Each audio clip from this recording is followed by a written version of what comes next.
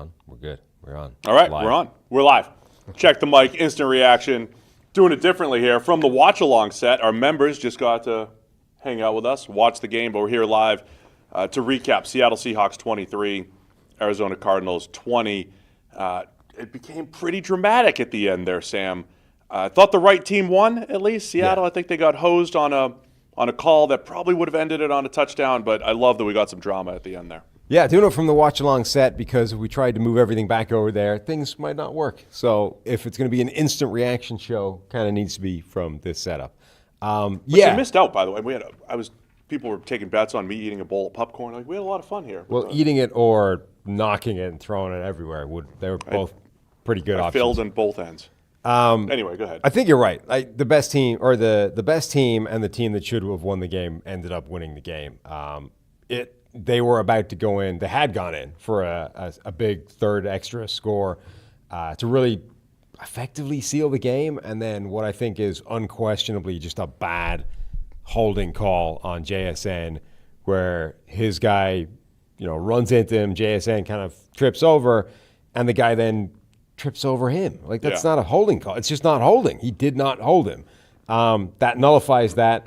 They end up getting backed up with another penalty, another bad play, and suddenly a touchdown ends up becoming a field goal attempt.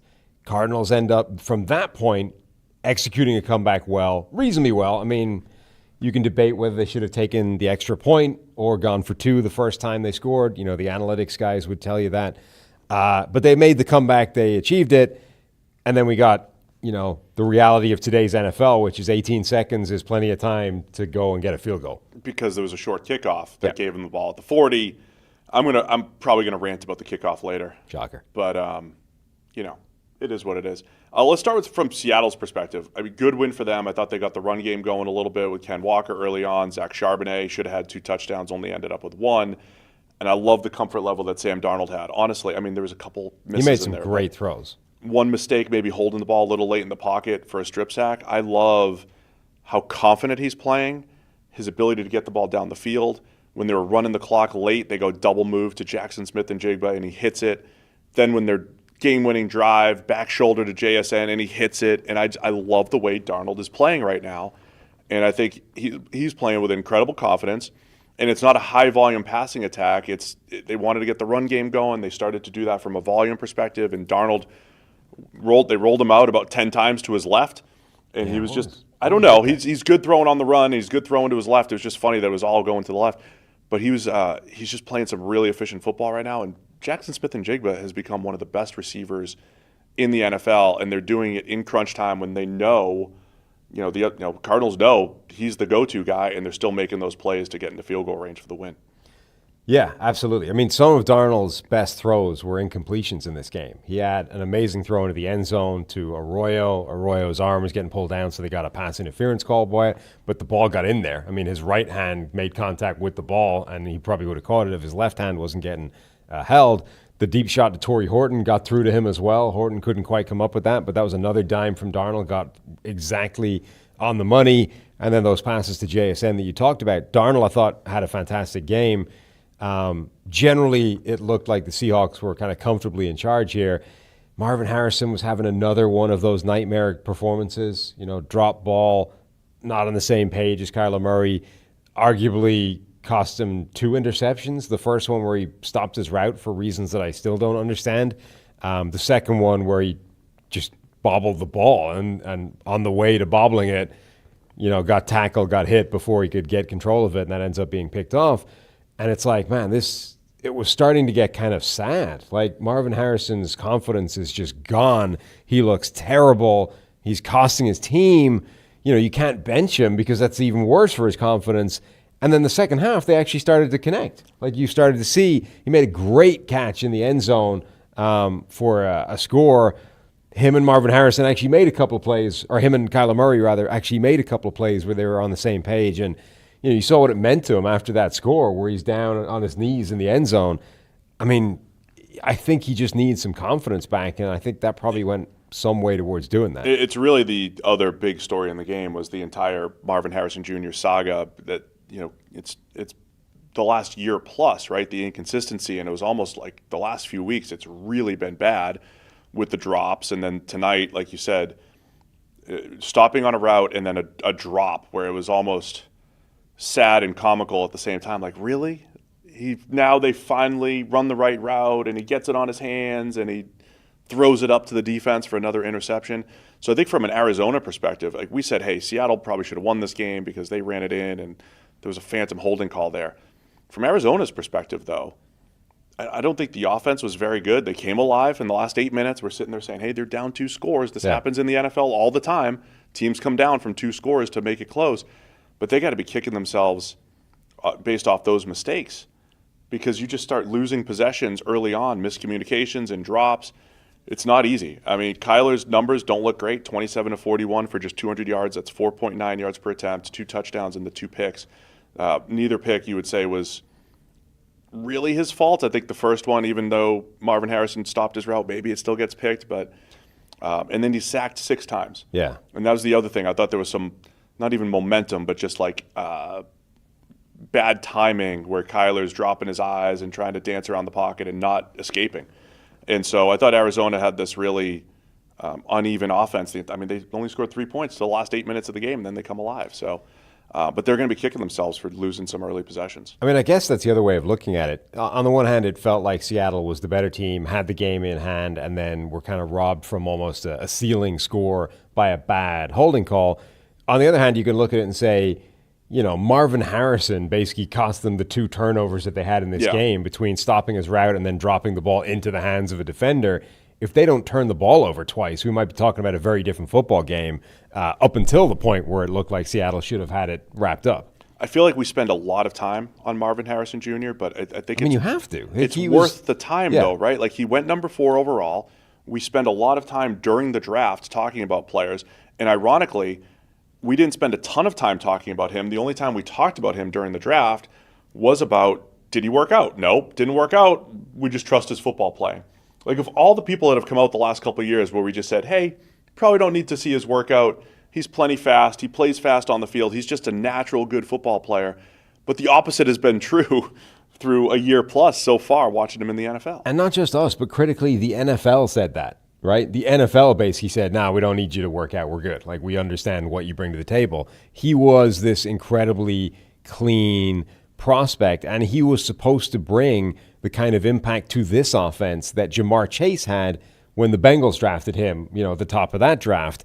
And, you know, they found a true number 1 wide receiver, and look what that did to everybody in that offense. It made Joe Burrow take this monstrous step forward into being one of the best quarterbacks in the NFL. It turned T. Higgins, you know, into this incredible receiver, and suddenly what was a problematic receiving core that couldn't go deep was one of the best receiving cores in the NFL. Marvin Harrison was supposed to do that to Arizona. He was supposed to unlock the extra layer of Kyler Murray. He was supposed to turn Michael Wilson into this amazing number 2 wide receiver. And so far, he just hasn't been that number 1 guy at all. And like, he's been getting worse. I mean, the last few weeks, it's been, you know, Marvin Harrison's costing them games now, let alone not just making big plays. And so it was funny because we were like, man, happy for him at the end. Yeah. When he catches a back shoulder and looks smooth doing it. That was great. And then he, you know, has Moss's Devin Witherspoon in the end zone for a touchdown. So, you know, hopefully you'll get to see more consistency from Harrison, and, you know, maybe his confidence won't be shot going forward. So that was a positive, I think, for Arizona, and a huge part of the comeback, right? I mean, if you don't have Marvin Harrison Jr., like I like Michael Wilson. I love Greg Dortch. I'm always raving about him. But, like, you don't have enough to go, you know, score without Marvin Harrison Jr. being a big part of it. Obviously, Trey McBride there as well. Couple other things that came in this game. I thought Seattle, they're up 1 score. They go downfield to JSN. An absolute dime from Sam Darnold once again. Yep. And then they run the ball 3 straight times, settle for a 53-yard field goal. They miss it, give Arizona another chance. That's the type of decision, 3 straight runs to settle for a 53-yarder when there's still a lot of time left on the clock. Had Seattle blown the game and lost, we would have gone back and said, man, that was bad. You know, that's the reason. So they kind of got away with that one, I would say. Yeah, they did. I think those late game bleed the clock type of drives are really difficult to manage from a coach's point of view. Because on the one hand, the only really important thing is moving the ball. Ultimately, if you move the chains enough, you keep the clock moving and you win. But if you go, well, the best way of us moving the ball is through the air. We're going to pass the ball. And you go 3 and out because you got 3 incompletions in a row, which is not, unheard of. It's common enough, right? Well, then you're an idiot because you just passed the ball 3 times. You took no time off the clock, and that's the worst possible thing you can do. So I think that balance is a really difficult one for coaches to deal with because ultimately you just need a successful drive, however it comes. So the other part here, the Seattle final drive, there was a kick short of the landing zone that puts the ball at the 40-yard line. And that was a big reason for setting up the game-winning field goal. They needed the back shoulder to JSN for 22 yards. Then they ran it a couple times, once or twice, right, and then kicked the game-winning field goal. The kickoff rules are adding an interesting dynamic strategically. There are more teams trying this knuckleball-looking kick, right? That is difficult to field. It's delaying the return and leading to better field position. But when it doesn't work and it comes off too short for a squib, there's some strategy in there. There's a lot of strategy in the kickoff thing. I'm not going to go on a rant or anything. There is. I think I would rather see more football plays, though. Like the stat that I put out the other day that yardage is down more in the NFL now since 2005. You're getting fewer plays, less game time, and I think there's a combination of maybe the field position plus teams going forward on fourth why we're seeing fewer yards. I don't know. I'm not a huge fan of it, but obviously strategery comes into play here about how you want to play things. And if you take a risk and it's short and you're putting a team at the 40, it's kind of like trying to angle the kick. And if it goes out of bounds, you're putting the team at the 40. It's really risky. And that was only with 28 seconds left. Yeah. And we've been saying all year, kicking balls, adding 7 yards to field goals. It is easier than ever to make those fourth quarter game-winning comeback drives, setting up game-winning field goals. This is the thing. If you need a field goal at the end of a game, it's so you need to have so little time on the clock for that to basically not be possible. In the old rules, look at what Kansas City did. 13 seconds, got themselves into field goal range. In the new rules, particularly if you screw up a kick and you set them up at the 40, literally if you set a team up at the 40, they only need to make it 10 yards to have a shot. Yeah. Maybe not in every stadium, weather conditions depending, et cetera, but that is the range of a lot of these kickers now. So if you have 28 seconds, 18 seconds, this is an eternity to get those types of plays done. So we're in this world now where if you're looking to score, to tie it or to win it, late in the game, if there's any time left on the clock, you're in trouble. I think you need to sort of start seeing teams go for the win, right? Go for the lead in those situations because the chances are they're going to have a shot to kick to win. I'm surprised. I thought I would be on an island on the anti-kickoff thing. I'm seeing a lot of the groundswell in there for people not loving the new kickoff. Maybe it's the penalty aspect of things. I think that's returns are fun. They are more fun. I'm willing to sacrifice some returns for more drive starting at the 25. I think my only issue with it is the number of different permutations for where the ball can start. Let's just make We just played a game on our live stream. What happens on a touchback? And I don't know all the rules. I don't know where every touchback goes. Let's just make it that if you field it, it goes, wherever you return it to. If it's a touchback and or other things, it ends up, at the same line. Good luck explaining the touchback rules to everyone. So high level, obviously, this game means a lot. Seattle moving to 3-1 here. Their only loss, week 1, against the 49ers on that last second play. I think coming into the season, we both said, hey, I think Seattle has a wide range of outcomes for a couple of reasons. They reshuffled their entire receiving group except for JSN, and they brought in Sam Darnold. They went from Geno Smith to Sam Darnold. There were questions about where he was from a mental state. Would he carry the good play from last year or the disastrous play from last year? I've loved the way Sam Darnold has looked so far this year. Yeah. And by the way, in only 26 pass attempts, and 3 sacks, and dropping back only 30 times. They are doing a good job. This is an old school Shanahan, Kubiak type of offense, like what Matt Schaub would run in Houston, where you're only dropping back 30 times. Make them efficient, right? They're going to be heavy play action. Make them efficient. Make the throws down the field when you have to. That's what Darnold's doing right now. And I just love the confidence that he's playing with. And I think Seattle's defense is legit. Gave up some points at the end of this game, but I think they can do some damage, and I think they're a legitimate 3-1. Yeah, I mean, there's only 4 games in for the Seahawks, 3 games in for everybody else. And with Darnold in particular, we have some history of knowing to be careful about his first few games. Beyond that, who knows? But right now, John Schneider deserves a lot of credit for what was an unconventional and risky approach to an offseason of, we've got DK Metcalf, we've got Geno Smith. We're going to get rid of both these guys because it's becoming difficult to re-sign them to the contract we want. We're going to move on from them both and go and get completely different players, right? And Darnold, it's like it was not at all clear that would be an upgrade or like it might not even be a level playing field relative to Geno. Right now, Darnold he was the number 1 graded quarterback at PFF heading into this game. I doubt very much if that grade got worse based off his performance tonight. So through 4 weeks, that's been an absolute resounding success. And then from Arizona's perspective, they fall to 2-2. I think they were another team. We talked about this division. If any team won, we wouldn't be surprised. It's still early. The Rams started 1-4 last year, and we get Rams-Niners next week, by the way, on Thursday Night Football.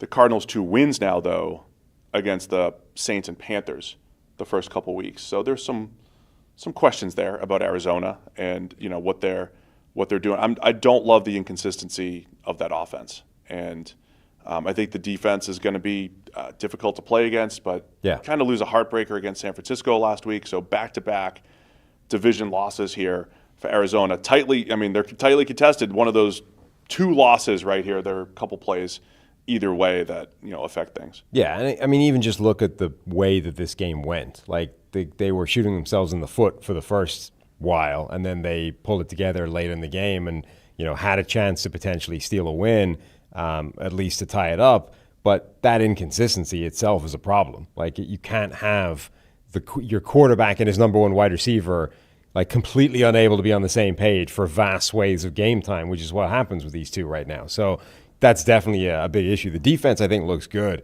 even with some missing players. Somehow Calais Campbell, is still almost impossible to block. Is still a fantastic player. There were other guys up front as well that made plays. The defense, I think, is good, and it's definitely benefiting from that upgrade in personnel moves that they've made.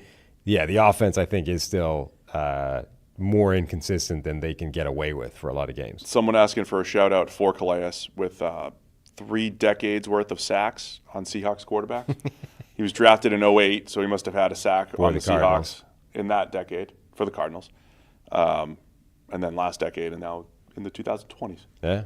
Still going, Calais Campbell. Anyway, I was entertained. If you missed the watch-along, join the members. Do it next time. But we had a lot of fun with our watch-along. We just, sat here on the couch, watched the game, commented on it, ranted, raved, talked about whatever stuff, ate popcorn, had some fun. But we'll always be doing the instant reactions after all the games. So appreciate everybody for tuning in. Hit the thumbs up. Subscribe if you want to join. There's a membership button there as well. So that's it for us tonight. We'll do the instant reaction Sunday in between the games. And then, of course, Monday morning, 7 a.m., check the mic. We will see you then. Thanks to everybody for tuning in.